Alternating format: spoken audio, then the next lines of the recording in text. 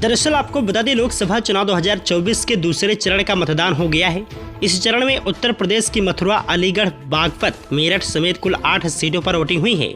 इस बार सभी 8 सीटों पर इंडिया गठबंधन के संयुक्त उम्मीदवारों से बीजेपी को कड़ी टक्कर का सामना करना पड़ा है, क्योंकि 2019 लोकसभा चुनाव में बीजेपी ने 8 में से 7 सीट पर जीत दर्ज की थी।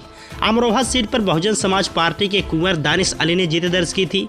बीजेपी ने मिशन 80 की प्राप्ति के लिए दूसरे चरण की सभी 8 सीटों पर अपनी पूरी ताकत झोंक दी है। जानकारों की माने तो बीजेपी को अधिकतर सीट पर कांटे की टक्कर का सामना करना पड़ा है।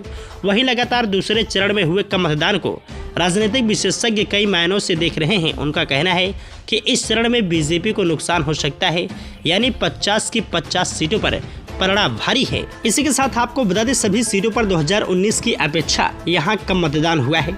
अमरोहा में बीजेपी उम्मीदवार कंवर सिंह तंवर और कांग्रेस कैंडिडेट दानिश अली के बीच मुकाबला है। जहां तब मुस्लिमों की बात है तो मुसलमान इंडिया गठबंधन के साथ हैं। हालांकि बसपा के कैंडिडेट ने भी मुस्लिम वोट बैंक में संधमारी की है। जानकारों की माने तो बीजेपी इस बार जनता के मुद्दों से हटकर अन्य मुद्दों पर जोर दे रही है, जबकि आम जनता महंगाई, बेरोजगारी समेत तमाम मुद्दों को लेकर सरकार से नाराज है। विपक्ष बहुत हद तक जनता के मुद्दे को उठाने की कोशिश कर रहा है। इसमें इंडिया गठबंधन कामयाब होता भी नजर आ रहा है।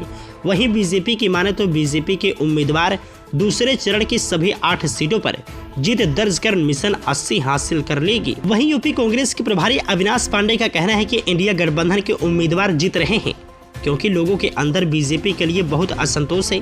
कांग्रेस की ओर से दावा किया गया है कि मथुरा से हेमा मालिनी चुनाव हार रही हैं और कांग्रेस का उम्मीदवार चुनाव जीत रहा है। गाजियाबाद में भी कांग्रेस उम्मीदवार चुनाव जीत सकता है। इसके साथ ही अमरोहा और अलीगढ़ में भी इंडिया गठबंधन के उम्मीदवार बीजेपी पर भारी पड़े हैं।